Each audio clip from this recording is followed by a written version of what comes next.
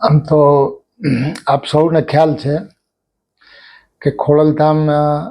એક લેવા પટેલનો શ્રદ્ધા અને આસ્થાનો કેન્દ્ર સાથે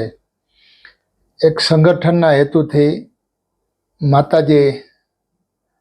મંદિરની સ્થાપના કરેલી, અને આ ફક્ત સંગઠનના હેતુ માટે કરેલી, પણ એની સાથે સાથે ત્યારે એજ્યુકેશન, હેલ્થ, એગ્રીકલ્ચર અને સ્પોર્ટ્સ એના માટે પણ તમામ સમાજને અને સમગ્ર દેશને અને ગુજરાતને એનો શું લાભ મળે એના માટેની ત્યાં અલગ અલગ પ્રવૃત્તિ મોટાભાગની શરૂ છે અને બાકીની કરવાની છે. અને ખાસ કરીને હમણાં રાજકોટમાં 250 કરોડના ખર્ચે એક કેન્સર હોસ્પિટલ અને રિસર્ચ સેન્ટર પણ ત્યાં ઊભું થઈ રહ્યું છે, અને એમાં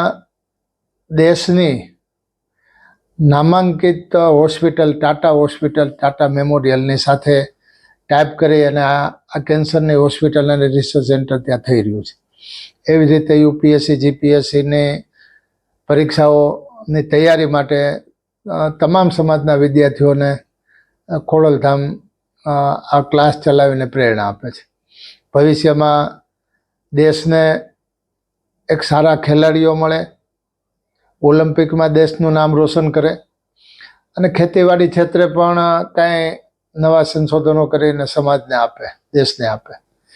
આવી બધી સારી પ્રવૃત્તિઓ ચાલી રહી હતી. મને નરેશભાઈ પટેલનો એક દિવસ ફોન આવ્યો કે આપણા ખોડલધામની બાજુમાં ફોરેસ્ટ વિભાગની જમીન પડેલી છે અને ત્યાંથી આપણને 51 વીઘા જમીન આપવાની છે. એ લોકો આપવા માંગે છે, પણ સામે આપણે 51 વીઘા જમીન એને બીજી લઈને આપવી પડે. એટલે એમણે મને વાત કરી કે તમે જમીન ગોતો. એટલે મેં તરત જ કીધું કે હું ઘણા વર્ષોથી રાજકીય ક્ષેત્રે ઘણા વર્ષથી કામ કરું છું, એટલે સમાજનું, રાજ્યનું, દેશનું મારી ઉપર ઋણ છે કે હું 7 વખત ચૂંટણી લડ્યો, 6 વખત જીતો, અને ત્યારે સમાજના યુવાનો માટે અને સમાજ માટે કાંઈ મારાથી જે તે વખતે જ્યારે હું સત્તામાં હતો, સરકારમાં હતો, ચૂંટાયેલો સભ્ય હતો, મંત્રી હતો, ચેરમેન હતો, સંગઠનમાં પણ કામ કરેલું, ત્યારે મારાથી થતા જે પ્રયત્નો હતા, પછી ઓક્ટ્રોય નાબૂદીનો પ્રશ્ન હોય, ગુંડાગીરીનો પ્રશ્ન હોય, ભ્રષ્ટાચાર નાબૂદીનો હોય, કે પછી નર્મદાનું પાણી પીવા માટેનું અહીંયા લઈ આવવાનું હોય, આવા અનેક કામો કર્યા. પણ આમ છતાંય આવનારી પેઢી માટે અને આપણા યુવાનો માટે કે જે ખોડલધામ શ્રદ્ધા અને આસ્થાના કેન્દ્રની સાથે તમામ સમાજના માટે, દેશ માટે અને રાજ્ય માટે જે હેલ્થ, સ્પોર્ટ્સ અને એગ્રીકલ્ચર અને એજ્યુકેશન બાબતનું જે કામ કરી રહી છે સંસ્થા, એટલે મને એમ થયું કે મારે સમાજ માટે, આવનારી પેઢી માટે, યુવાનો માટે જો આવી સરસ સંસ્થા કામ કરી રહી હોય અને નરેશભાઈ પોતાનો સમય એમાં પૂરેપૂરો ફાળવી અને એક ઉમદા કાર્ય કરી રહ્યા હોય, તો મારી ફરજ અને કર્તવ્ય છે કે મને સમાજે એક રાજકીય ક્ષેત્રે મને જે જવાબદારી સોંપી અને મોટો કર્યો છે, તો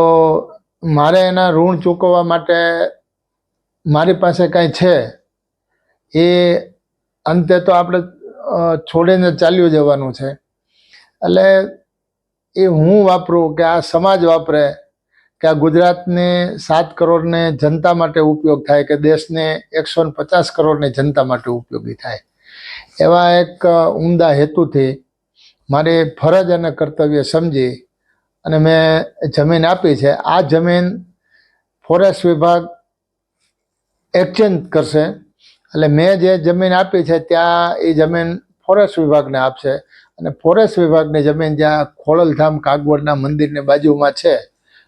લગોલગ જ છે, એ જમીન 61 વીઘા એમના નામે તબદીલ થશે.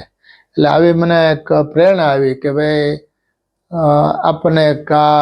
અત્યારે એક દેવાનો મોકો મળ્યો છે. અને ઘણી વખત બધા લોકોની ઈચ્છા હોય પણ એની મર્યાદા હોય, એની પાસે હોય ન હોય. મારી પાસે આ વ્યવસ્થા હતી એટલે મેં અમારા કુટુંબના બધા સભ્યોને મંજૂરીની અપેક્ષાએ પૂછ્યા વગર મેં આ જમીન ખોડલધામને અર્પણ કરી આપી હતી. અને પછી ત્યાર પછી અમારા ઘરના તમામ સભ્યો ખૂબ ખુશી થયા કે ના ના, બહુ સારું કામ થયું, આપણે આપ્યું છે, યોગ્ય નિર્ણય લીધો છે. એ ખૂબ આનંદ થયો બધાને.